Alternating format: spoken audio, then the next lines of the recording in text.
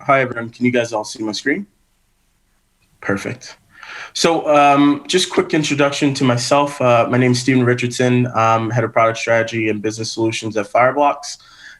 Been within the crypto space for over 3 years. Previously as a strategy consultant with Accenture, where I was a senior manager there working with financial institutions on innovation and digital. What I wanted to do is provide a little bit of context on Fireblocks as a level setting. We started our go-to-market in April of 2019. Fireblocks is an infrastructure company that has now helped provide critical infrastructure for our customers, over 120 customers, moving north of $150 billion to date, working with the likes of Revolut, Galaxy, B2C2, Celsius, et cetera. And we're a globally distributed firm with over 60 employees across New York, Tel Aviv, London, Hong Kong, Singapore, and Berlin. And I know quite a number of our folks are there in Frankfurt at this moment. Now, what I wanted to do is really talk through the idea of what does it take to implement a digital asset business at scale.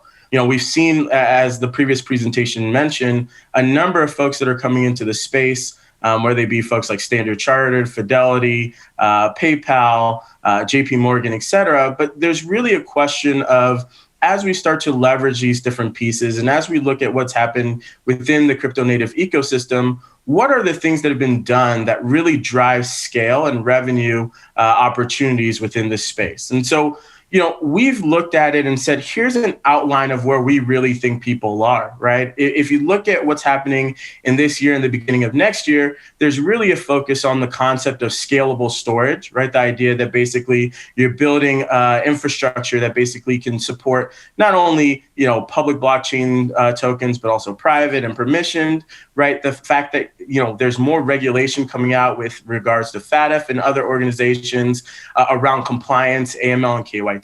This starts to become apparent with, what we've seen in the crypto native space with the likes of BitMEX, OKX, et cetera, within the crypto native space.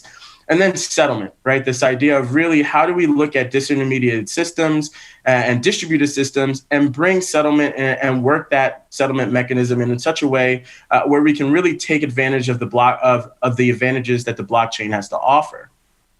Now, as we look towards 2021, 2022, and so on, right, and we think about what this starts to look like for financial institutions, really there's a lot of talk around things like security tokens, leveraging DeFi and the technology behind DeFi and smart contracts, lending, payments and remittances, look at Libra and what's coming up with that. And now what I think, from a lot of folks' perspective, would happen with folks like PayPal and Square, remittance services, and things like staking and yield products that we view.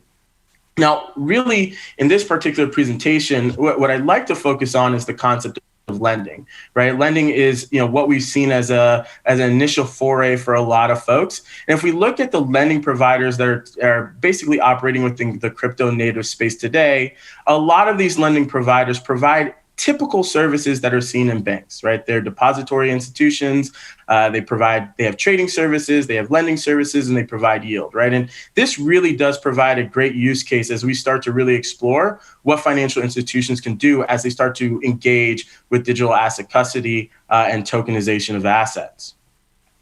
Now, the real critical question is, what does it take to actually operate in this space? And how do you think about transforming yourself into a digital business? And it's a question that we get a lot, right? It's, looking at legacy systems, looking at, high levels of compliance and operational challenges.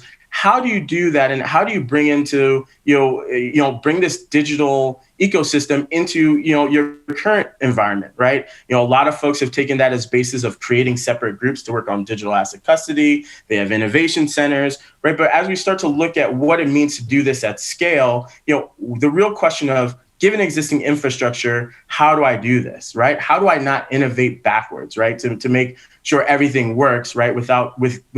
And also give up the upside of what the blockchain space has to offer. The second thing is, as you start to look at payment service providers like PayPal and Square, and challenger institutions like Revolut and others, What does it mean to really compete in this space? Given that a lot of these organizations and financial institutions, were built from the ground up, right? They're technology-driven firms. In essence, they don't have the legacy infrastructure that a lot of the larger financial institutions have, right? And so how do you make that a dynamic model by which to operate? Now, when we think about the challenges of this space, really at the end of the day, there are concepts around the private public key infrastructure that needs to be solved and the security model around that, right? How do you build SLAs that respond to true capital markets use cases and payments use cases? A lot of what we're starting to see from financial institutions are looking at, the existing ways of doing business, the 9 to 5, 9 to 6, no weekends, et cetera, right? But in a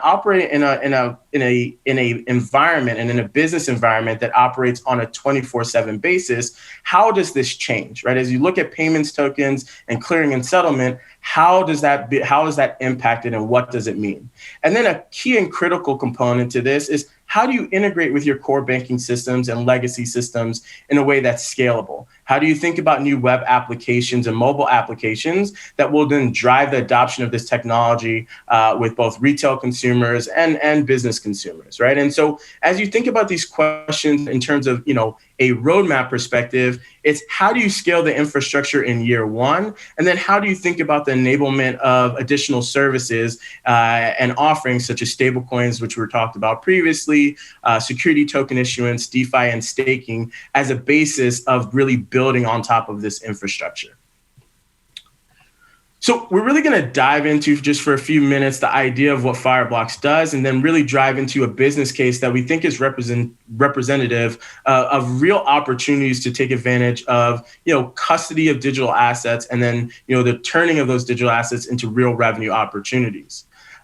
As I mentioned, Fireblocks is an enterprise-grade security platform which focuses on providing defense in-depth security technology, looking at the mitigation of several different attack vectors, right, and then the operations and interoperability between private and public blockchains, which we think become really important as we start to think about things like security token issuance and broader tokenization in general.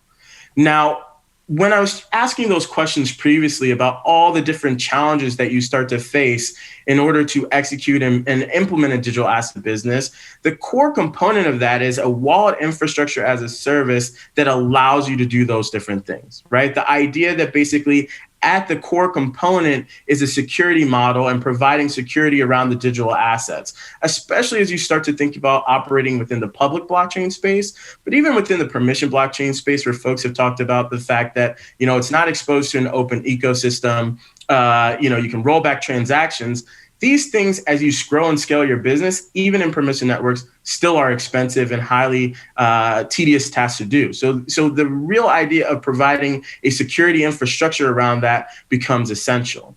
The second thing I think is around the regulation, right? And there's been a big question about regulators getting more on board with digital assets, blockchain in general, CBDCs, et cetera. But if you look at examples like China, where they've launched a CBDC stablecoin, they've made very clear the idea that no other token can sit on top of this CBDC asset stablecoin, right? And there's a lot of things in terms of the information that can be shared in the KYT and AML processes, and really having hub and spoke models within that I think starts to lend credence to that. Now, when you're operating on a open protocol system or an open system, the idea that you're implementing KYT and AML checks to really operate at scale on a transaction by transaction basis, becomes very, very important and something to think about. The last two things are around the idea of working with insurance and the right level of operational standards to really drive confidence both internally within the institution and externally to clients and regulators as a basis of doing this. And then finally, really the workflow authorization and the policies that allow you to have bespoke policies and workflows that then drive, efficient automation within your organization and work around both legacy systems, but new operational processes. Now, One other component and why we'll bring this up that's important is the idea of a highly available system that's driven via API, right? Now, one of the key components is obviously JP Morgan has global teams, PayPal has global teams that can work 24/7 and kind of follow the sun, I think is the key way of looking at things. But what becomes important is something that drives a level of automation inherently into the system, right? And as you think about what that looks like for purposes of things like settlement, asset transfer, even minting and burning of tokens, the idea that you have a platform, you have a core secure platform, but then you have highly available APIs to drive automation and scale becomes important. And you'll really start to see examples of that as we go through the case study that I'll share with you in a few minutes. And then finally is the concept of a network. And the real idea behind that is, the ability to really mitigate a lot of the attack vectors around settling assets between counterparties, right? And as you think about what that means, as you expand settlement networks, as you think about token issuance, as you think about payments use cases, this idea of having highly secure channels becomes a critical component in being able to seamlessly move and settle digital assets at scale. And the idea that you might really start to put in place policies and procedures that leverage this network concept in a way that you can't do whitelisting deposit addresses as well as doing other components, right? These highly operational, highly manual processes and starting to bring them in a really automated way at the edge. So what I'd like to do is go through a case study, where we think there's an opportunity and we've seen this opportunity directly. And I love to use this case study, as a basis because, again, I really think it reflects the structure that a lot of financial institutions are working within. We'll talk a little bit deeper about this in a second. The company really that we're talking about is Celsius. They are a company that for all intents and purposes have really, engaged in the digital asset space and been quite innovative in their operating model and how, they've grown their business. From, the previous time we spoke, Celsius has grown to distribute over $8.2 billion in loan originations and processed loans. They've grown to over 205,000 customers, and they're custodying or holding, in community assets over, $1.5 billion, right? If you think about what that means in the crypto native ecosystem and how they've been able to grow, it's a pretty significant achievement, right? And it's something that could only be done working at scale or working with a infrastructure that allows you to operate at scale. The reason I bring this up is as you diagnose what that ecosystem starts to look like and you kind of compare it to traditional financial services firms, whether they be traditional banks or even neobanks, you're starting to look at classical infrastructure, the ability to provide deposit taking services, both in, warm and hot, warm and cold settings, but, the taking of, a monetary or a physical asset. Their key activities that they execute from their lending desks where they provide liquidity to exchanges, to people, to miners, to hedge funds, is an interesting component that's done today. If you think about what that might mean in the future for things like repo markets and other things. They have internal trading desks, they make markets, they do other things to basically source and provide liquidity. And that is a critical component that we see in the traditional space today. And the final thing that they're doing is they're providing yield and staking, right? They have their own token, which they've distributed. They're providing real yield on assets and the ability for folks to be able to invest and reap a reward over a period of time. And as you think about things like certificates of deposit, the US and other, yield-bearing instruments, this becomes, another classic component that we see in the financial services space. Now, given what we know, right, about technology infrastructure within banks, for the most part, we know it's legacy. A lot of it is suboptimal at times. There's lots of innovation. As a former consultant, when you talk to a bank about re-platforming its entire systems, this is something that's extremely expensive and a long-term project, right? And so the question becomes, when you start to think about what it means to really connect all these systems together, right?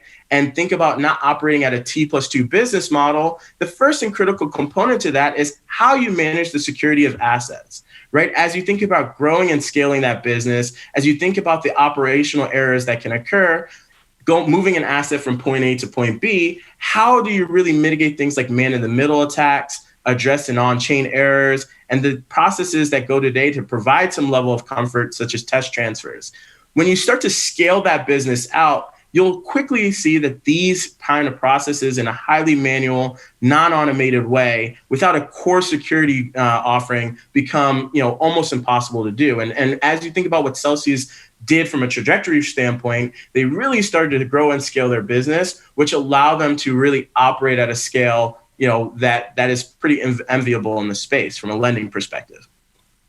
The second thing is, as you think about the basis of what lending really is, and in an operating market that operates 24/7, time becomes critical, right? It becomes money. The idea that this market is operating all the time, the ability to not only process loans, originate those loans, but distribute assets becomes a critical component. Any delay in that means less revenue or less profits for your customers. It also means less profits for you as a business, right? And the idea is really, you could use old technology securely, but you can't necessarily use it at scale. You can put in a lockbox, you can do a lot of those things. But when you're trying to put in processes that operate at a 24/7 basis, are highly automated, but yet secure, the idea is you have to have critical infrastructure that supports that, right? And that is a challenge that, if you're trying to drive revenue from a business perspective, becomes very important and imperative. And then the last real thing is, the digital asset space right now is highly volatile. In equities, you can operate on a T+2 scale because in general, the volatility is low, right? And so in order to really have a viable business, the speed to respond to market events is important, right? The idea that as you manage loans and collateralization, how do you securely connect to borrowers? How do you access exchanges and liquidity venues in the case of liquidation, right? How do you build better risk models that take advantage of the transparency of what we have in the blockchain space? And then how do you integrate highly automated AML and KYT functionality so that you can operate at a 24/7, 365-day operating model? Right. And so these are the things that Celsius has been able to do. And by doing these things, they've been able to drive a revenue basis that, we think is something that can be replicated and done at scale for a lot of leading financial institutions. So thank you very much for the time today.